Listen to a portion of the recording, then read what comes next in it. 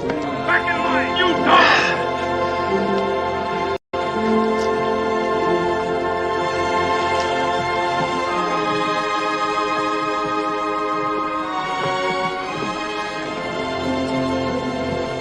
On your feet!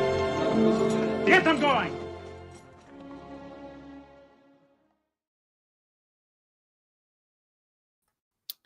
Forgot to add myself to the stage again. Good afternoon, good evening, good morning. Whatever the case may be, welcome to Cross Examinations Live. I am your host, Mike S. Miller, not a past priest, rabbi. Black Hebrew Israelite. Sorry.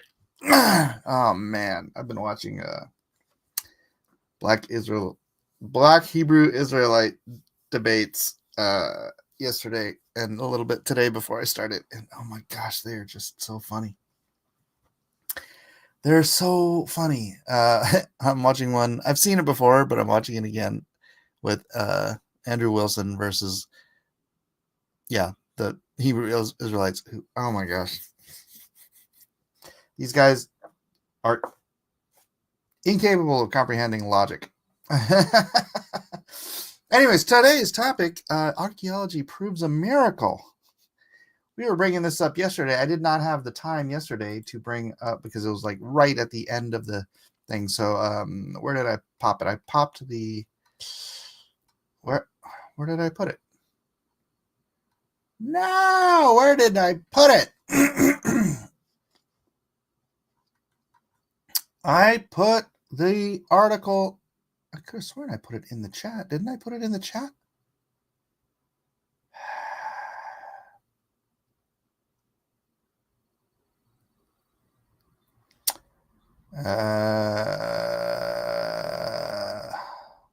What the stink?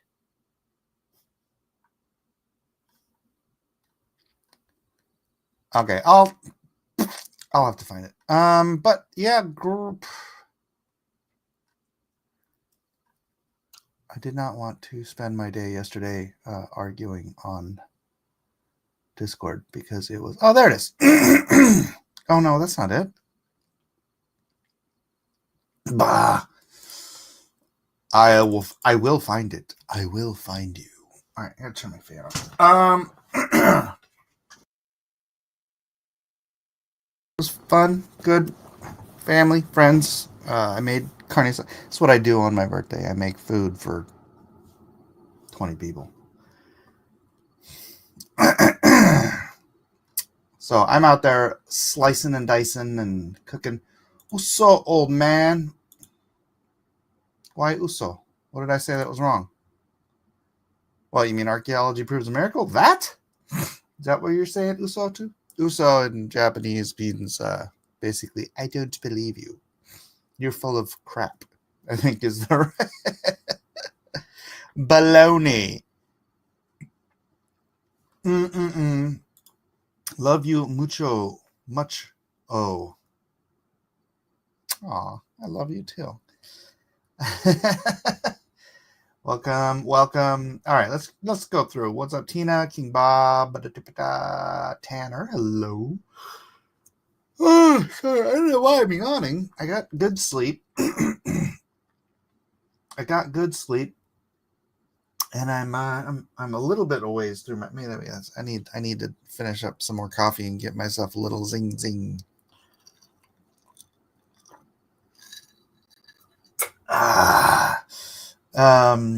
Tina, Tanner, Without Lies, Amy, Dark Admiral, Brooklyn, Lou. Happy birthday. Hope you have many more. Oh, thank you, Lou. I hope you do too. Because I feel like it's going to take you a long time to realize you're wrong. And we want you in the resurrection, Lou, so we can have good times for all eternity. Uso is with a U, Mike. Why is my Nihongo better than yours? Uso is... What did you say? Osu. I have dyslexic Japanesia. How was I pronouncing Uso? I apologize for my stupidity. Uh, your Nihongo is better than mine. Do you live in Japan, King Bob? I never got to learn Japanese because when I was a kid, we started speaking Japanese while my dad was away on business trips. He'd come home and we'd only be speaking Japanese, and he'd be like, yeah, we're not doing this. So he made my mom just speak English at home so that we would not naturally be bilingual. That was I wouldn't say it's the biggest mistake my dad ever made, but I've always regretted my dad doing that because I've tried to learn Japanese like 3 or 4 times since then, and I just never stick with it, and I've never found a way to just smoothly integrate it so that I would be able to speak the native tongue of my mother. Tanner's been awake for 12 hours. Why? That's crazy. All right. Well, glad everyone's here. Yes, Black Hebrew Israelites. I'm gonna get back to that. I'm not gonna make a video about it because, honestly, actually, wow, that video has 555,000 views. Maybe I should do a video on the Black Hebrew Israelites. No, they're crazy. They have a bunch of really bad made up history, and it's like they're black Mormons. That's what they're like. They're like the Mormons, but they're black, which is like the opposite of Mormons because the Mormons wouldn't even let black people into their church. Maybe they started because they needed. Actually, I'm curious. When did Black Hebrew Israelites? Was this the thing that's like from 1964? Or was that a different thing? When and who and how did the Black Hebrew Israelites come into being? I think it was like the Black Panther dude. Unless I'm thinking of something else.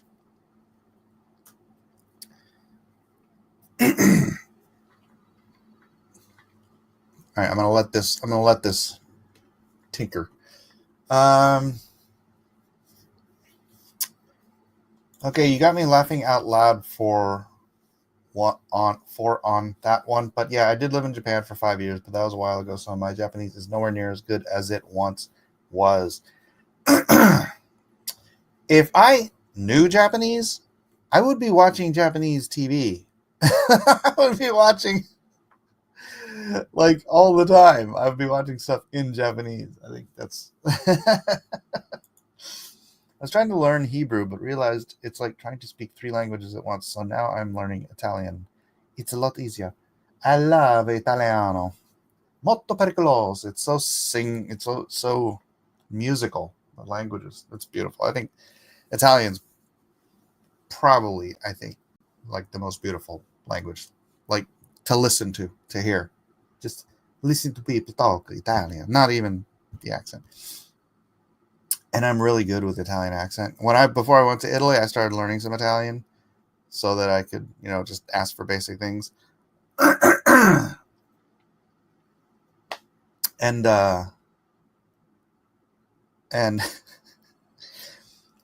if I said something like in Italian, people would just start talking to me like in full blown Italian, and I'm like, no. It's I just know, but I'm good at accents. Generally speaking, this is not me bragging. This is just saying what happened. And so I'd say something. Oh my gosh, this is so funny. We were looking for a bathroom in like St. Mark's Square or something like that, and so we went to a police officer because you're in the middle square, and we're like, do you know where there's a toilet? He's like, "K, not K, but toilet? What?" I go, "Toilette."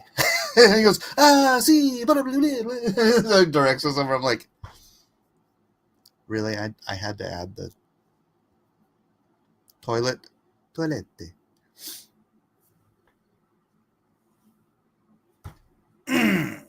Okay. Un café con latte. Okay. The one Romance language I didn't try, mainly because I sucked at Spanish and French. So why bother? Because it's so beautiful. I love it. I love to listen to people talking. So, I don't know. Spanish and Italian. I know the Romance languages have. You know what language everyone thinks is beautiful that I hate? French. French sounds like you're hawking up a lung. I can't take. No, I don't like it. What was I looking? Oh yeah, Grok. Let's go back to Grok. All right. The Black Hebrew Israelites, also known as Hebrew Israelites, Black Hebrews, or African Hebrew Israelites, refer to a diverse set of religious and cultural groups primarily composed of African Americans who believe they are direct descendants of the ancient biblical Israelites. The movement is not a single unified religion, but a philosophy and identity that has evolved over time, incorporating elements of Judaism, Christianity, and Black nationalism. It has no central authority and includes various sects, some of which are mainstream and others more extremist in their rhetoric. Origins and timeline. The movement's roots trace back to the late 19th century in the United States, emerging shortly after the abolition of slavery during the Reconstruction era. Oh, okay. So what I was thinking was Kwanzaa. Kwanzaa was created by the Marxists in like 1964 from the Black Panthers or something like that. I was mixing my imaginary Black religious stuff. It arose from Black Judaism, a belief system developed by Black Christians influenced by the Pentecostal holiness movement in the American South. This period saw new emancipated Black Americans seeking spiritual and cultural empowerment, interpreting biblical narratives about the scattering of the Israelites, such as the lost tribes, after the Assyrian conquest of the Kingdom of Israel around 722 BC, as paralleling their own history of enslavement and diaspora. Proponents argued that the true descendants of the Israelites were scattered across Africa, captured by enemy tribes, and later sold into the transatlantic slave trade by European powers, ending up in the Americas. I will point out that it was other Black tribes that sold the slaves into slavery, not Europeans. The interpretation provided a framework for self-identification as God's chosen people, fostering economic independence, community building, and resistance to oppression. The formal organizations began forming in the 1880s and 1890s. In 1886, the movement gained its first structured group when Frank Cherry established the Church of the Living God, the pillar ground of truth for all nations in Chattanooga, Tennessee, later relocating to Philadelphia in 1915. Cherry's teachings were notably anti-white, portraying white people and sometimes Jewish people as inherently evil and predicting their destruction in an apocalyptic race war, with Jesus Christ returning as a Black figure around the year 2000. Let me check my clock. Nope. In 1896, William Saunders Crowder founded the Church of God and Saints of Christ in Lawrence, Kansas, later moving to Virginia. This became one of the largest early congregations. By the early 20th century, additional groups emerged in places like Kansas and New York City, often founded by African Americans and West Indian immigrants. A key development occurred in the 1920s when Wentworth Arthur Matthew established the Commandment Keepers of the Living God in Harlem, New York. Matthew emphasized restoring lost Jewish heritage erased by slavery and Christianity imposed by enslavers. And he created the Israelite Rabbinical Academy to train Black rabbis. The movement experienced further waves of growth in the 60s and 70s, influenced by the Black Power movement, civil rights struggles, parallels drawn between Black and Jewish experiences of persecution. During this time, splinter groups formed, such as the Israelite School of Universal Practice Knowledge, ISUPK, founded in the 60s by Abba Bivens, a breakaway from the Commandment Keepers, and the African Hebrew Israelites of Jerusalem, founded 67 in Chicago by Ben Ami ben Israel, who led followers to settle in Dimona, Israel in 1969. Inspiration also came from global events such as Ethiopia's defeat of Italy in the 1890s, which symbolized Black resistance and tied into narratives of ancient Ethiopian Jews like the Beta Israel as part of Israelite heritage. Well, ancient Israeli Ethiopians have, well, I mean, not all of them, but like Ethiopians were Jewish in the religious sense, but they were not Jewish in the genetics. They weren't descendants of Israel. But Queen of Sheba did come back with probably Solomon's child, and that's where Haile Selassie says he was a descendant of Queen of Sheba and King David, from a long unbroken line of descendants of the Queen of Sheba. So how many are in this movement? That's another question.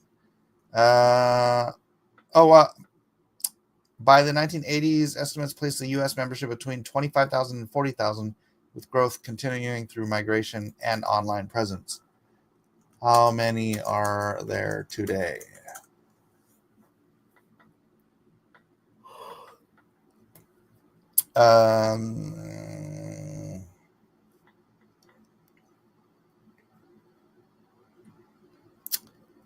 Might range from 30 to 50,000. Not a lot. I bought an Ethiopian Bible not too long ago just to have. Oh, that's cool. That's cool. Welcome, Muttley Von Erich. Welcome. I don't care for French either. The women sound pretty, but the men just sound feminine. Oh, oui. All right. You guys having a conversation about King or thing. So that's the I don't know. For such a small movement, it is funny that they get so much attention. Remember that kid? What was his name? The American Indian was like banging his drum in his face, and then he was just sitting there trying to not laugh at him, and it, he was lambasted as a racist, and then he won the lawsuits against all the media companies that had tried to tear him down, and Nick something or other, I think. The unicornist has arrived. Hail, Mike, and hail, Chad. What's up, Justin? The Covington kid. Yeah, the Covington kid. The Black Israelites were involved in that situation somehow. I don't know if the Native American dude was part of that. But I think that's... I don't even remember. I don't... All right, you know what? Let's get to Archaeology Proves a Miracle. Which I cannot find, so I'm going to have to go back. Oh, maybe I can... Let me open up. My problem is I have 3 different browsers open, so I'm not sure. How do we get to history?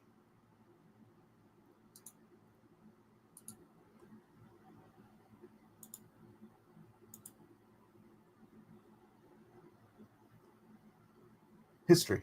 Let's see if it's on my history. Not on this browser. Hold on, let me check a different browser. That is the same browser. What just happened? Okay, let's check this history.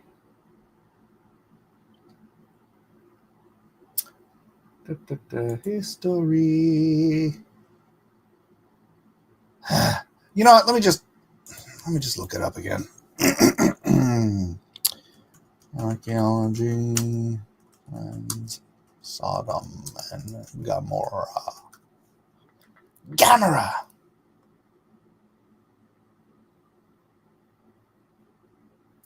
I've got something to say. Do, do, do.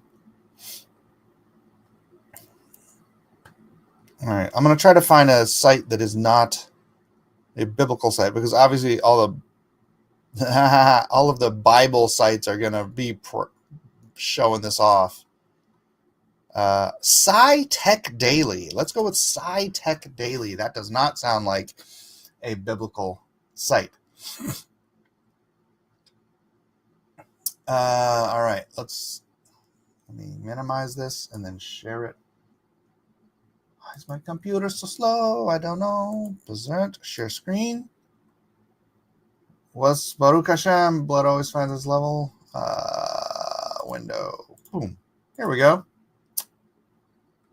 Mike, we got to have that conversation someday. I guarantee I'll be shocked how easily it's explained away how deceptive a microevolution in every sense it's biologically impossible. Well, I mean, I explained it to you. I think you're just concerned more about the what do you call it? The descriptor than the practical application. All right. What's it say? SciTech Daily. Sodom and Gomorrah. Evidence that a cosmic impact destroyed a biblical city in the Jordan Valley. Maybe I do need a faster computer, Jeff. An ancient disaster. Researchers present evidence that a cosmic impact destroyed a biblical city in the Jordan Valley. Scientists have found evidence of a cosmic airburst event around 1650 BC that devastated the ancient city of Tel El Hammam in the southern Jordan Valley, causing extreme temperatures and depositing high concentrations of salt. This event, potentially inspiring the biblical tales of Sodom and Jericho's destruction, might have also led to a mass abandonment of cities in the region during the last Bronze Age gap. In the Middle Bronze Age, about 3,600 years ago, roughly 1650 BC, the city of Tel Hammam was ascendant, located on a high ground in the southern Jordan Valley, northeast of the Dead Sea. The settlement in its time had become the largest continuously occupied Bronze Age city in the southern Levant, having hosted early civilizations for a few thousand years. At that time, it was 10 times larger than Jerusalem and 5 times larger than Jericho. It's an incredibly culturally important area, says James Kennett, Emeritus Professor of Earth Science at University of California, Santa Barbara. Much of where the early cultural complexity of humans developed is in this general area. A favorite site for archaeologists and biblical scholars, the mound hosts evidence of culture all the way from the Chalcolithic, never read that word before, Chalcolithic or Copper Age, all compacted into layers as the highly strategic settlement was built, destroyed, and rebuilt over millennia. But there is a 1.5 meter, 5-foot interval in the Middle Bronze Age stratum that caught the interest of some researchers for its highly unusual materials. In addition to the debris one would expect from destruction via warfare and earthquakes, they found pottery shards with outer surfaces melted into glass, bubbled mud brick, and partially melted building materials, all indications of an anomalously high temperature event, much hotter than anything the technology of the time could produce. We saw evidence for temperatures greater than 2,000 degrees Celsius, 3,600 degrees Fahrenheit, said Kennett, whose research group at the time happened to have been building the case for an older cosmic airburst about 12,800 years ago that triggered major widespread burning, climactic changes, and animal extinctions. The charred and melted materials at Tal El Hammam looked familiar, and a group of researchers, including impact scientist Alan West, not Wally West, and Kennett joined. Wait, Alan West? Is Alan West one of the Flashes too? Was he a descendant of Wally West? Joined Trinity Southwestern University biblical scholar Philip J. Sylvia's research efforts to determine what happened at this city 3,650 years ago. Salt and bone. There's evidence of a large cosmic airburst close to the city called Tel Al Hammam.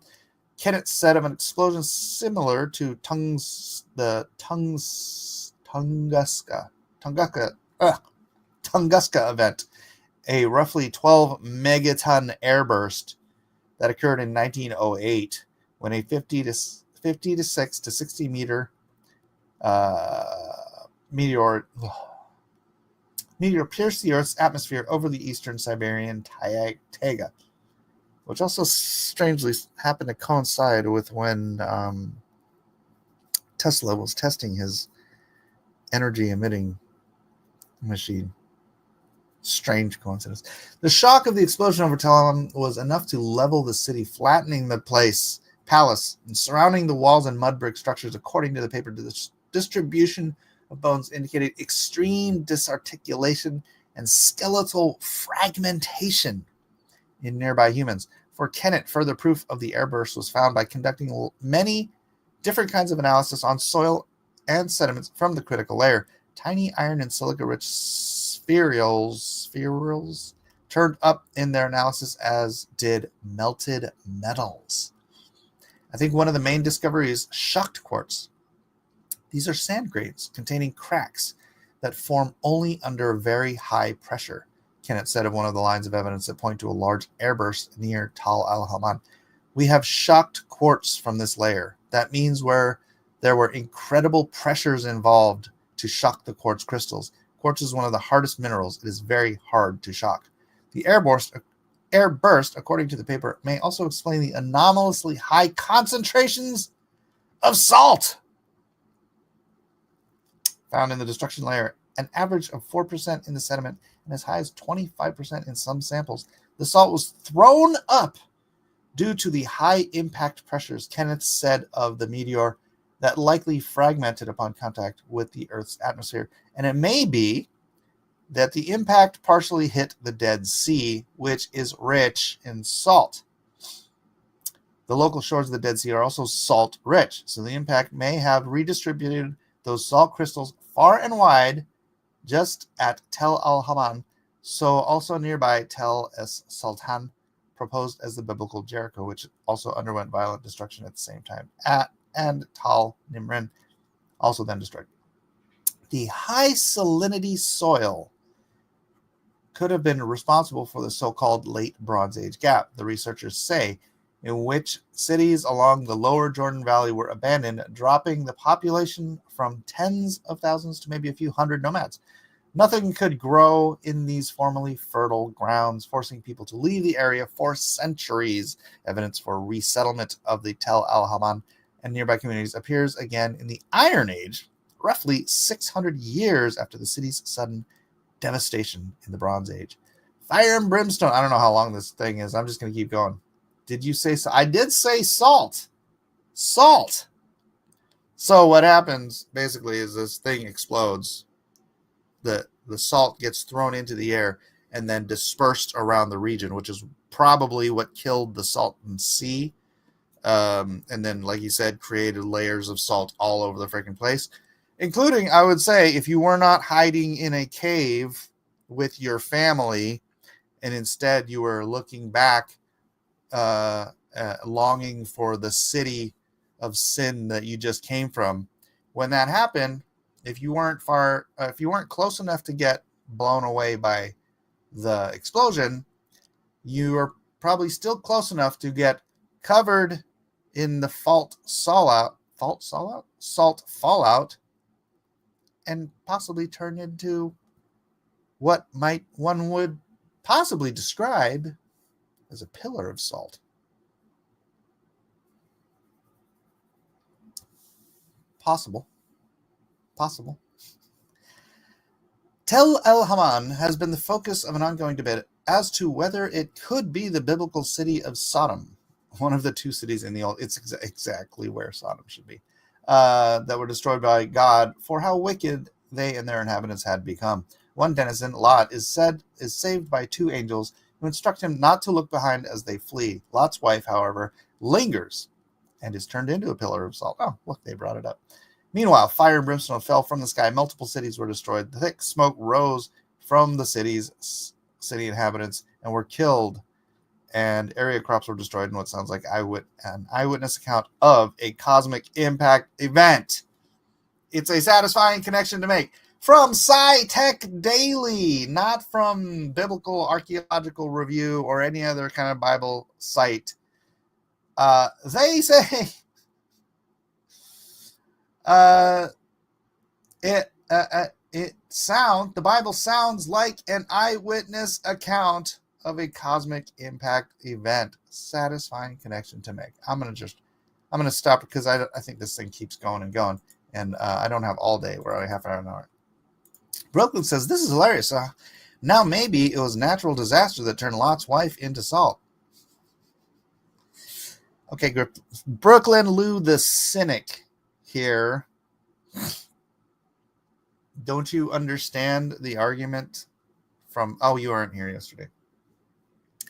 The thing is, archaeology, most of the time, only corroborates names, places, sometimes events, but the archaeology wouldn't corroborate an event from the perspective of the Bible, because the Bible was written by people who believed God did all of this stuff, right? But the archaeology can corroborate the event itself, although they wouldn't attribute it to God because they believe in their own gods, right? So when you have an archaeological event that corroborates the actual miracle, which you're calling a natural disaster, but the only reason Lot survived was because the miracle of the angels taking them out. Otherwise, they would have been turned into... What did they say? That about the human bodies there? They were pulverized, or they weren't just fractured. They were not disintegrated. What was the word they used? Oh, did I close it up? Why do I do those things to myself? It's like, oh, I'm done with it. Close. Now I don't know where it is. But this is an archaeological find that corroborates the miraculous event itself. And you, of course, because you're a cynic who doesn't believe in archaeology, they would not attribute it to a god, because that would make no sense to do. So, because they didn't believe. If they won, they would attribute it to their own god, right?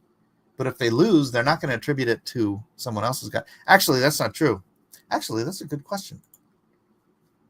In archaeological finds that corroborate biblical narrative, are there any that corroborate or mention that the God of the Hebrews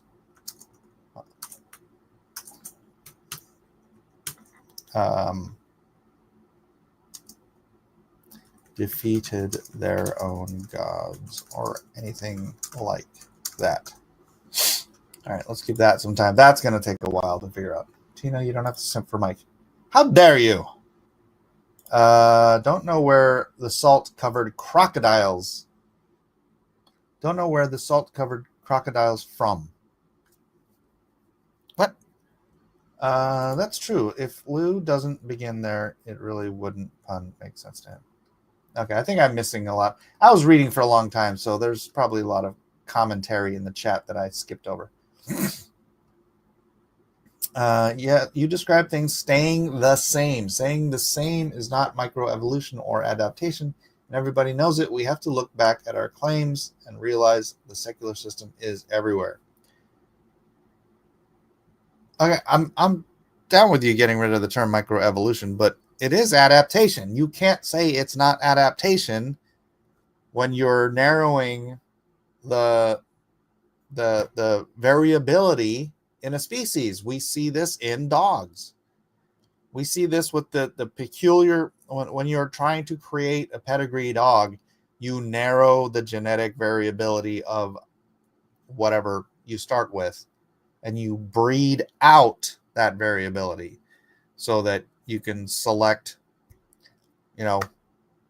you have some mutts, and they're when you have mutts, they produce different kinds of that they don't all look exactly like the mutt, right? You might get one with more white, like white paws or something like that. And then you breed that one to another mutt that has white paws. And then like they have kittens and they have white legs. Some of kittens, puppies. Dogs don't have kittens, guys. I've had to deal with not breeding, but pregnant cats a lot. So they suddenly have some puppies that have white legs and white tails too, right? And so then they try to find other dogs that have white tails. They breed those, and then suddenly those only have like black spots instead of anything. And then you just breed those, and then suddenly you have some that are only white. You've bred all the other colors out of the dog so that you only have white dogs. Oh, but then you want you have a litter, and some of them that white hair is straight and long, and some of them it's a little bit curly, right? So then you breed that to the other curly hair dog, and then you breed that to other curlier and curlier hairs, and then you end up with poodles. Can you ever get a mutt out of a breeding pair of poodles again? No. Is it still a dog? Yes. But it's forced adaptation.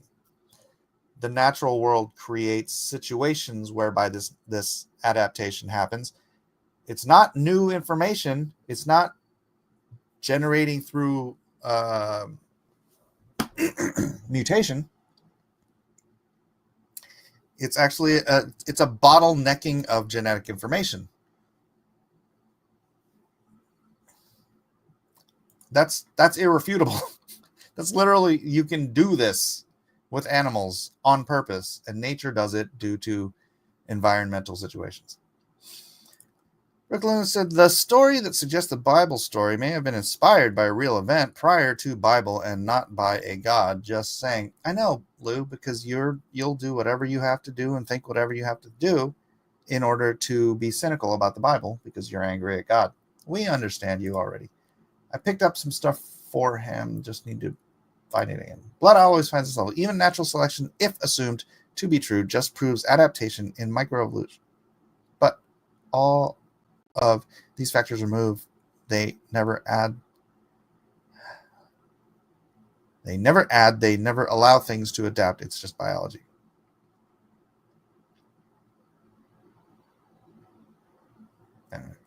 All right, I'm going to skip because I want to stay on the salt topic. Did you say salt, Mike? I did say salt. All right, Corpse Grinder. The biblical timeline for the destruction of Sodom is often placed centuries earlier than the event at Tel El Hammam. Proponents must alter biblical chronology to make the dates align, or they're dating it wrong. How do you like them apples? You do know that they have found bodies of creatures like crocodiles in this area literally encased in salt. Do they really? Oh, okay, here we go. Key artifacts mentioning Yahweh or related conflicts. The Mesha stele.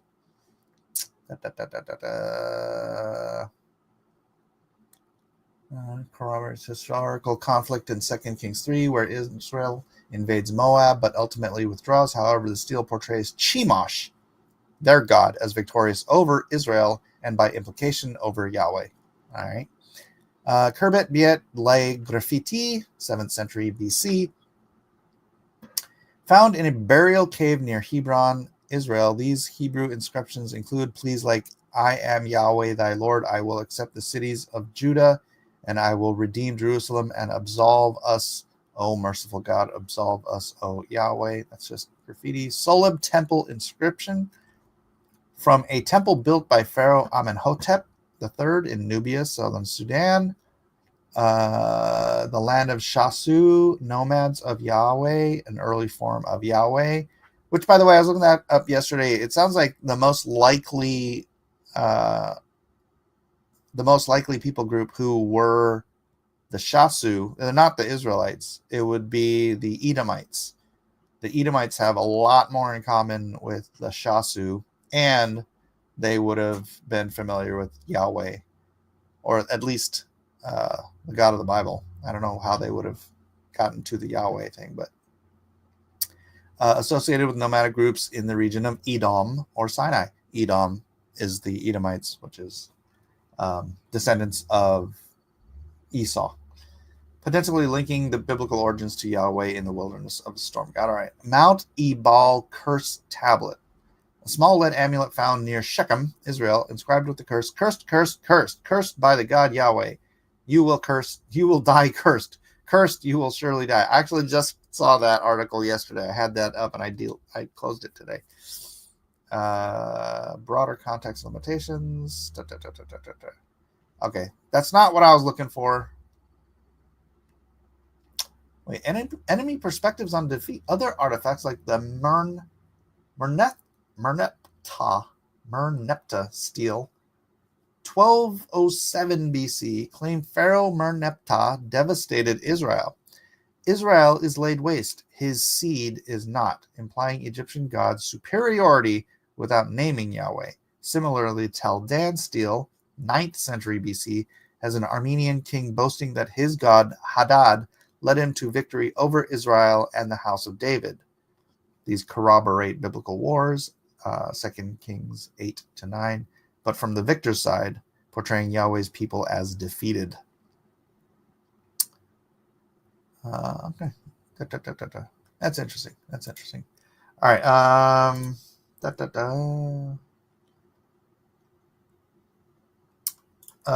So now maybe it was a natural disaster that turned Lot's wife into salt.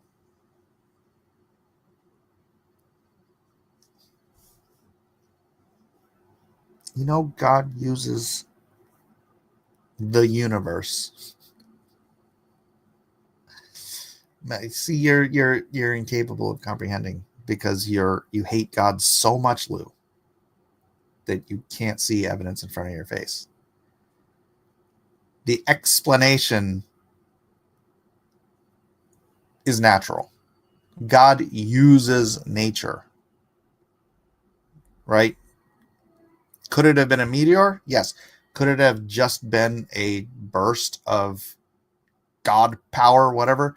If you send fire from heaven, it's a very good description of a freaking meteor exploding in the atmosphere, right? The response, whatever, how you want to phrase it, what happens from that gives a explanation to a description that to us seems miraculous, or it seems I don't know, all the depictions of like her becoming a pillar, you literally think like she's all made out of salt now, right? But this is a very clear indication that if she was in the aftermath, the fall of the what would be like hella freaking hot salt, it could have cooked her in place and covered her in a layer of salt to it when the next day, or even just after the fallout. However, because when Lot and his daughters got out of the cave to go look for their mother, and she's standing on top of the hill that oversaw Sodom, and she's covered in salt. I doubt they were going to like chip her open and see if she was still. Are you still inside there? She looked like a pillar of salt. And that would be how they described her, right? The sulfur found at Sodom and Gomorrah is nothing like any other natural sulfur found, let alone salt. These are just desperation attempts to hide from judgment. W Bible, W God. Yep. Why couldn't God use naturally? It does it all the time. It's just that some people don't want to attribute it to God, and some people do. It's particularly if it's prophesied. If you prophesy a thing's going to happen for a particular reason, it's God using nature. I mean,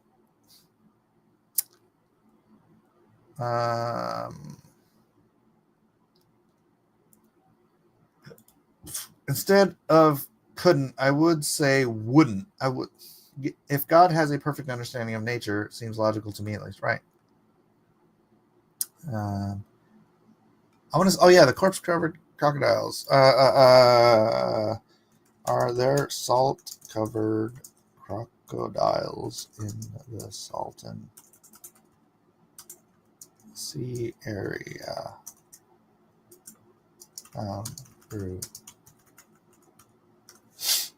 Let's see. I don't know if that's a.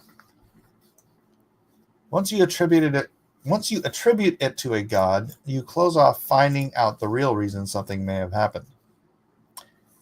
And once you close off yourself from the fact that God exists, you close off finding out the real reason.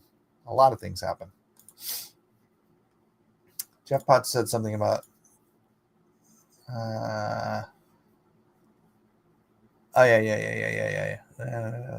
just relevant to see salt-covered crocodiles.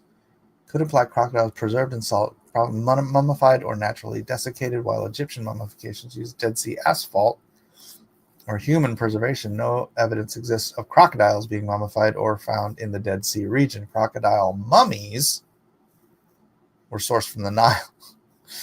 All right. Yeah, I don't see anything about salt-covered crocodiles.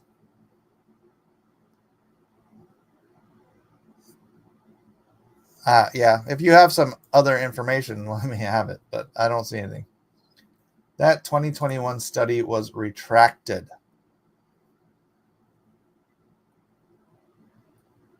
I don't know what that means. I don't know what you're talking about. Jeff says, Lou, it sounds like to me you're looking for an excuse not to explain things. Yes, duh. He's a cynic. He really needs to change his name because calling himself a skeptic is just a lie. He's not a skeptic. He's a cynic. They do the same with cats too, like the savannah. Oh, I know. I'm aware.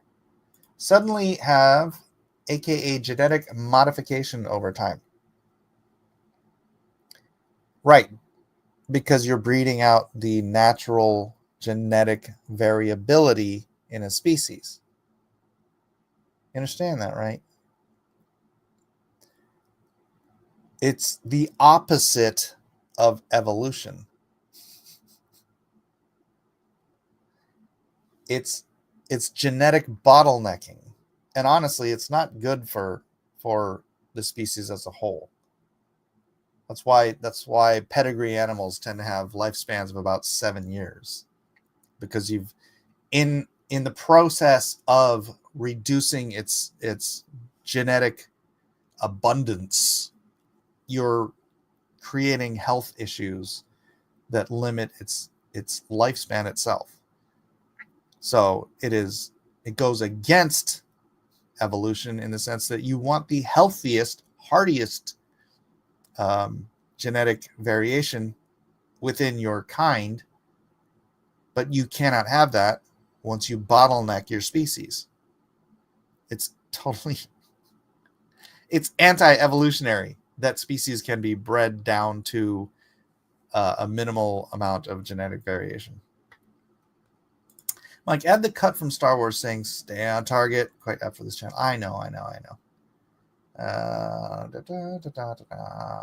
That describes things staying the same. The variation already exists, so that's like climbing repeating the same process as adaptation, which is absolutely not what the definition is.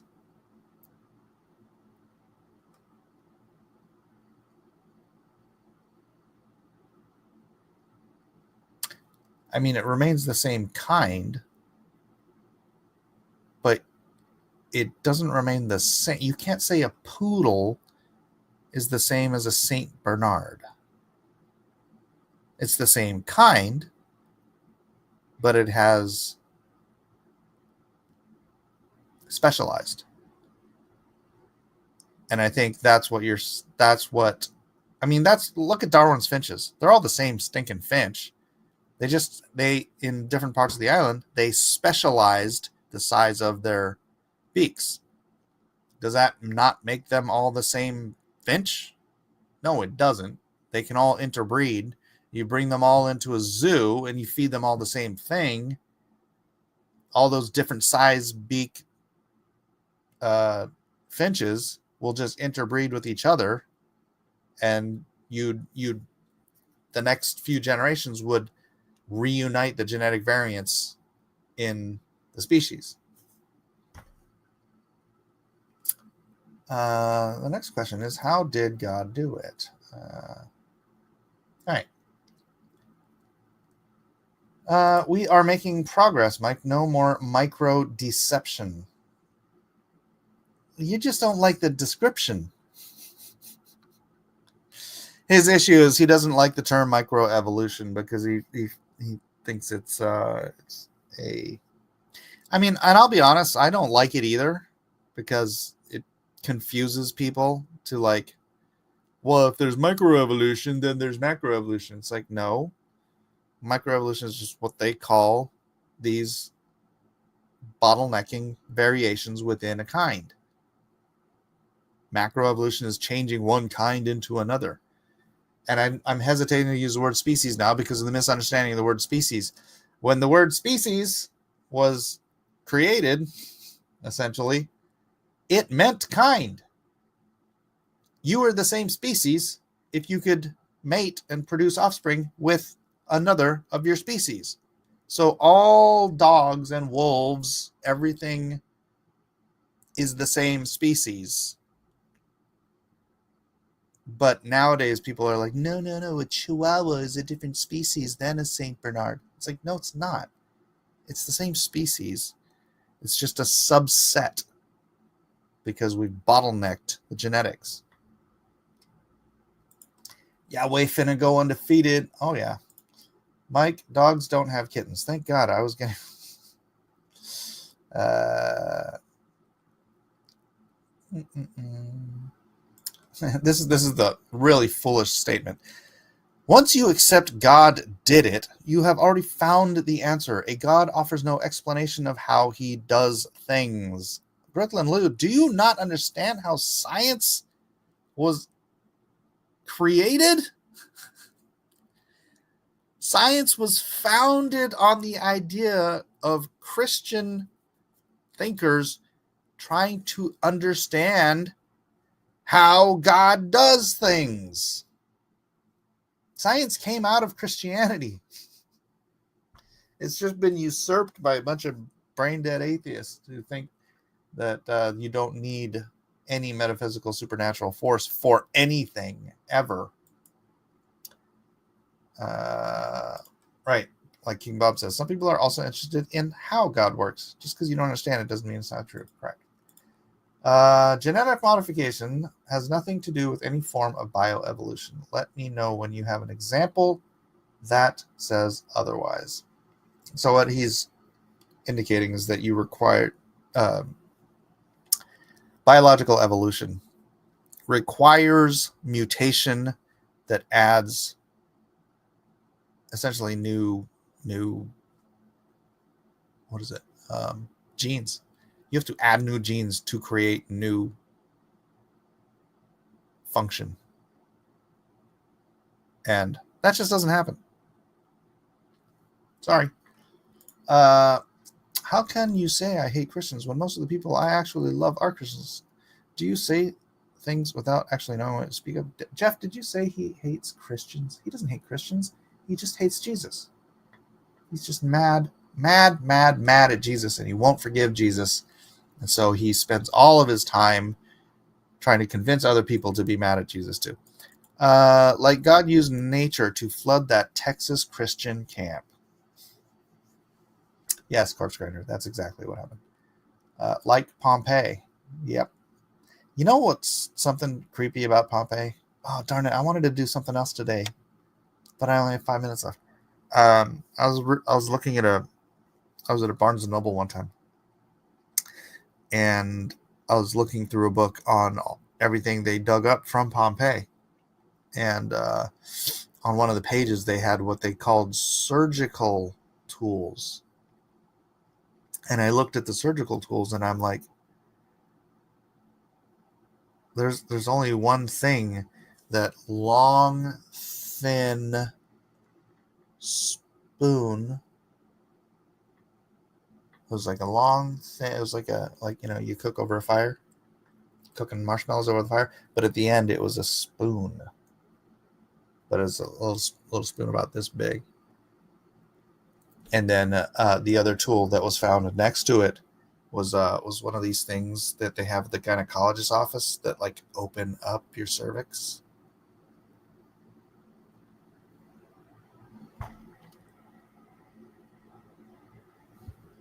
They have tools like that today, except they use a vacuum.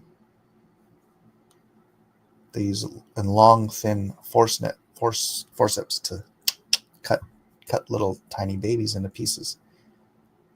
There's only one thing those tools could be used for. I just thought that was an interesting thing to find in a city that was wiped off of the planet.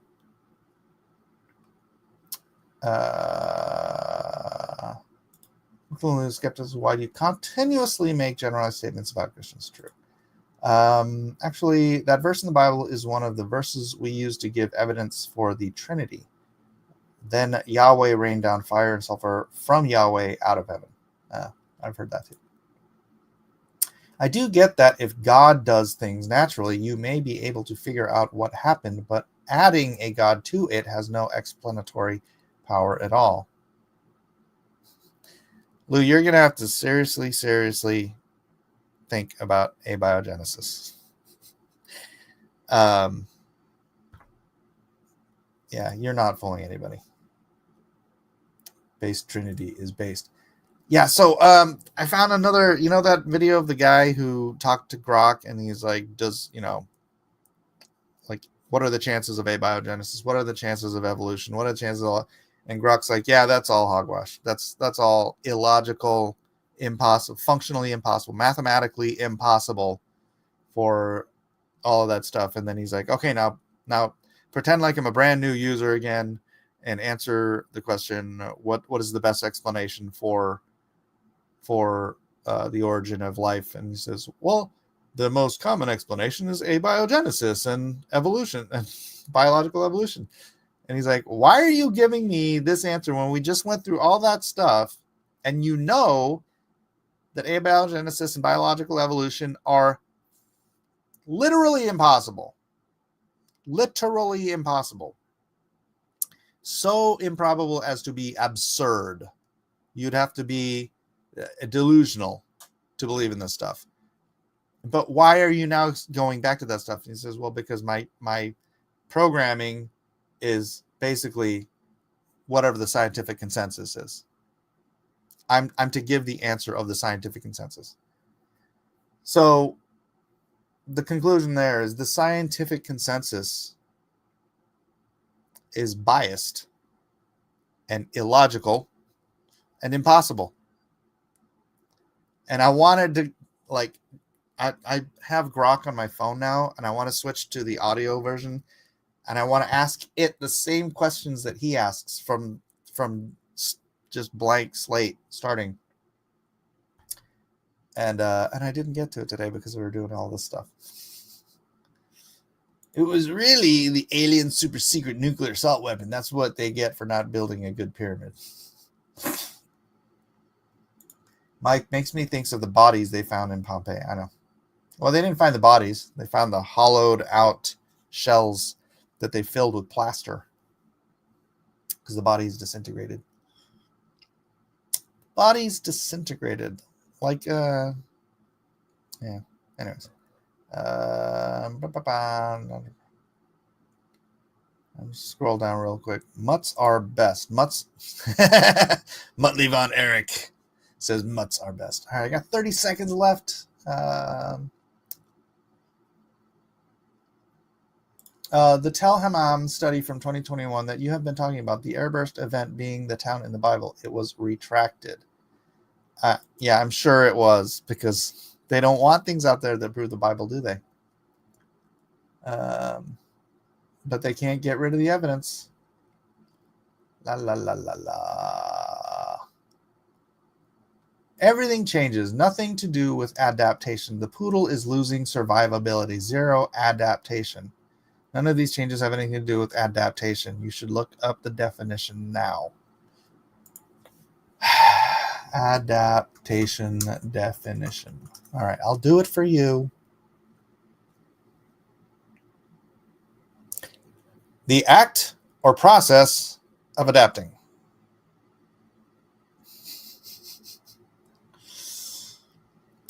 Something such as a device or mechanism that is changed or changes as to become suitable to a new or special application or situation. I'm sorry, dude, but that literally describes like the finches on the Galapagos. Darwin wasn't right about macroevolution, but he was right. Those finches had adapted to the food source in their particular space. You denying that, look, I get not wanting to say microevolution. I get it. But you're denying a physical reality. Those birds did adapt. Did they become anything other than finches? No. Are they all still the same species? Yes. But put in particular environments, those species did adapt through genetic bottlenecking. You might not like the word, bro, but it's the word that works. It's the definition of adaptation fits what happened. I have a channel and invite Christians on every day. Oh, God, okay, we're over time. Dogs are wolf kind. Can we breed dogs to get back to its wolf state? No, we bred out. I mean, depends on. Not sure what the dog is. I wonder what the original. I mean, you saying dogs are wolf kind? That's an assumption.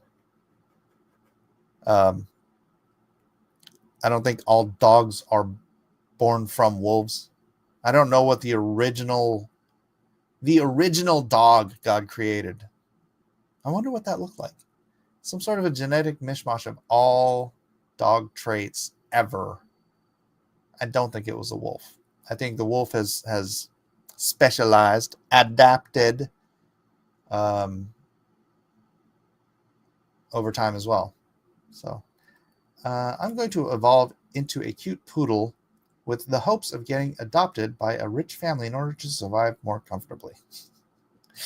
Thank you, Eon. All right, thanks everybody for being here. That's it for today. I'm 54 years and 1 day old now. So say happy birthday day every day. All right, God bless you all. We'll see you on the next exciting episode. If you want to join the Discord and continue this conversation, feel free. Someone want to drop the link? Go ahead. Otherwise, God bless you guys. We'll see you later.